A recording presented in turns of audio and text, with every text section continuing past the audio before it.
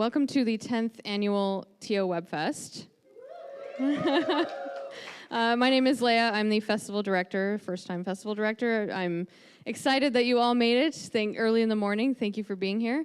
We're going to get started with something really interesting. I'm actually going to take a seat.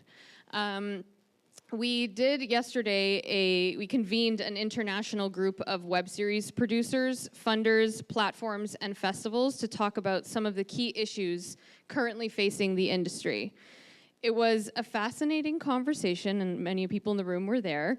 And we hope that it is just the start of an ongoing meetings that we will have in different locations every year. There will be a detailed report released soon, but I would like to share a few highlights with you because it was a very fascinating chat. There was a very extensive conversation about what we should call this format. Is it web series, short form digital, digital first, or some other term? While many people in the industry use web series casually, there is a feeling that the term is perceived by those outside the sector as amateur, while terms like short-form digital are more professional. However, short-form is seen as a misnomer since it's by its nature there is no limit to how long an episode could be. However, by convention and funding rules, most see episodes between 15 to 20 minutes, particularly in Canada, which can distinguish the format from traditional broadcasting. The group talked about how to define success in web series. Few people see it as making money, which was interesting, even if some funds require a business plan. Measurement of success comes back to why you want to make a web series. For many, it's to tell stories that traditional broadcasting will not support. In that case, success is finding the audience for your story. More creators need to think about the audience and not just their need to tell a story. For others, it's to act as a proof of concept for the story or skills, to build skills for the storyteller. In the first case, then, success is leveraging the story to a longer format like a feature film or traditional broadcast. For the second, it could be advancing the career of the creator. Producers need to get better at defining their audience, targeting it, and supporting engagement throughout the life cycle of the series. Many people talked about producers delivering the series to the platform or distributor and thinking that their work is done, which it's not. But audience development should be ongoing and can grow the audience, particularly in international markets, when it is supported.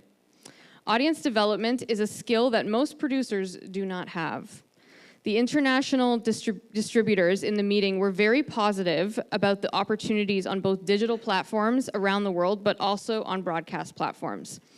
However, the biggest barrier to exploiting international markets is producers not ensuring that they have acquired the necessary rights for international distribution. Producers should plan for international sales before they produce, not consider it only after the fact. There are a lot of training opportunities out there, but there needs to be more collaboration so that the sector can identify where there might be overlap and where there are gaps that are not being met. Some of the perceived gaps are audience development, as mentioned before, business affairs, and marketing. Often these skills are needed by all creators and producers, regardless of content format. And mentorship is required, but it needs to be long-term and to be meaningful. There is a need for producers and mentors in the web series community as there are not enough experienced people in the sector. As web series are not barred by gatekeepers, which is lovely, they are uniquely placed to help underrepresented voices tell untold stories and reach audiences who mainstream television has not been reaching. However, if funders and platforms are going to work with creators who have been kept out of the system, they need to provide them with more support and help them succeed and to see themselves as investing in careers and not just in the content. Then these creators can tell the stories that the audiences want to see and be innovative in their storytelling. Several in the room asked that diversity include regional representation, we're talking particularly in Canada, as there just isn't the same access to funding and gatekeepers in different provinces or regions. There was a call for greater cooperation between international web festivals. There's a few Toronto Webfest, but there's a few Webfest directors in the room. So that creators know about them all. They have common or at least similar submission categories, and the festivals promote each other's content. Festivals are a key element in producers learning about other markets and meeting potential co-producers. In fact, exciting news, after the summit, a few of the Web Festival directors discussed developing an association of Web Festival directors to further collaboration and cooperation amongst us, and happy to announce that we are going to make that happen. I will make sure it happens.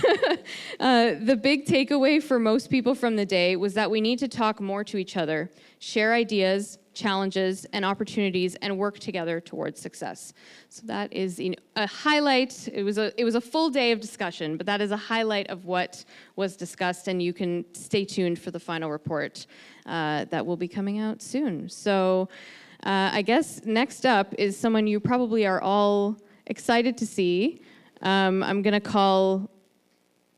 It's okay. We'll start early. I'm gonna call Andra. We'll give them a second to come around, but we're gonna welcome Andra and Christina Jennings to the stage. So give them a few minutes.